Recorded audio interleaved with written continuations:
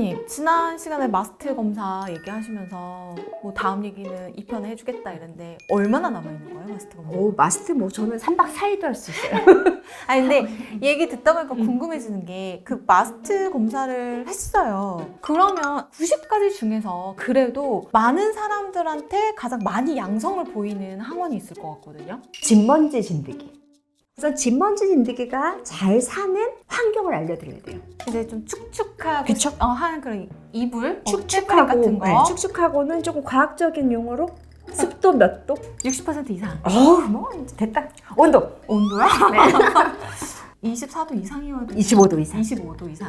그것보다 낮게, 그다음 습도도 더 낮게 해줘야 되고요. 이불을 보통 75도 이상으로 삶으라고 얘기를 해요. 이걸 어떻게 75도 이상으로 삶아요? 아이고 요새 그 세탁기에 다 삶는 기능이 있어요. 그래서 우리가 면으로 된 걸 이불을 시트를 사서 75도 이상을 일주일에 한 번 이상 삶으라고 얘기를 해요. 아이가 아토피가 있고 진먼지 진드기 양성이 나왔다. 그 정도 노력은 하셔야 돼요. 그래서 두드러기 환자건 비염 환자건 아토피 환자건 가장 많은 건 1등 진먼지 진드기.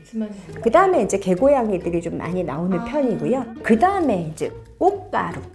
보통 5월 꽃가루라고 얘기하는 나무 꽃가루가 되게 많아요. 삼나무, 자작나무 뭐 이렇게 꽃가루들이 그 다음에 차지를 해요. 근데 우리나라는 꽃가루가 얼마큼 높아지는지 꽃가루 지도가 있어요.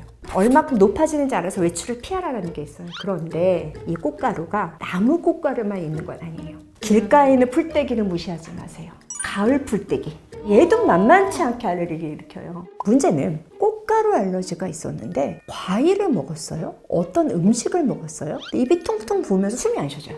구강증후군이라고 얘기를 하는데 왜 그러냐면 우리 다시 꽃가루 항원을 만들어 봅시다. 그래서 원래 항원이 이렇게 생겼어요. 이렇게 있는데 반쪽만 만들어 볼게요. 과일 항원이 이렇게 생겼어요. 그러니까 비슷하게 생겨서 과일 항원인데 꽃가루인 줄 알고 확 반응을 해버리는 거예요.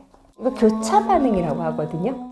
예를 들어서 대표적인 게 뭐냐면 우리 자작나무랑 키위 먹고 뒤집어질 때, 아몬드 먹고 뒤집어질 때. 그러니까 이 사람은 아무리 아몬드에 대해서 우리가 항원에 대한 알러지 검사를 해도 나오지가 않죠. 그래서 꽃가루 알러지가 있는 사람들 중에서 어떤 과일 먹고 계속 부었다 그러면 그 과일을 피하라고 얘기를 드리는 거예요. 그럼 마스트 검사를 했는데 꽃가루가 반응이 있어요. 있는데 어떤 과일을 먹었을 때 나빠졌다. 그러면 오랄 알러지 신드롬이다.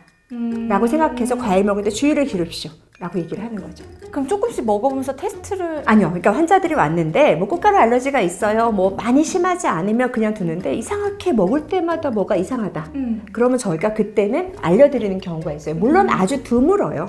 아주 너무 흔하지는 않아요. 그런데 이제 엄마들한테 특히 어린아이들한테 꽃가루 알러지가 있다라고 설명을 드리고 혹시 특정 과일을 먹었을 때 문제가 있었나요? 라고 물어봐요. 어떻게 아셨어요? 그러면 특정 과일 먹을 때 문제가 있을 수 있으니까 컨디션 안 좋을 때는 먹이지 말게 하세요. 아니면 보통 특히 입술에 닿을 때 되게 심하게 생기거든요. 빨갛게 퉁퉁 부어요. 가려워서 되게 힘들어해요. 따라서 마스트 검사를 하고 꽃가루 알러지가 있고 혹시 과일에서 어떤 특정 음식에 문제가 있을 때는 선생님하고 다음에 나의 음식하고 나의 환경하고를 면밀히 한번 살펴봐야 되고요. 이때 가장 중요한 게 뭘까요?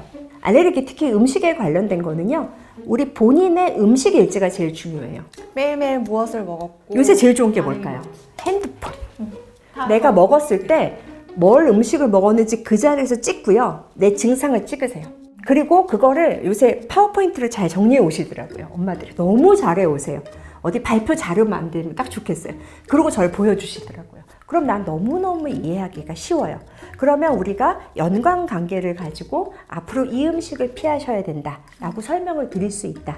그 음식 같은 걸 먹고 알레르기 반응은 보통 얼마 만에 나타나요? 이건 바로 나타나요. 오랄 알러지 신드롬 같은 경우에는 즉시형 반응이라고 해서 바로 나타나는 거고요. 뭐 다른 반응 같은 지연형 반응을 해서 보통 24시간 지나 뭐까지도 생길 수 있는데 이 경우는 IgE라는 게 매개가 되기 때문에 즉시 나타난다라고 알 수 있을 겁니다. 네.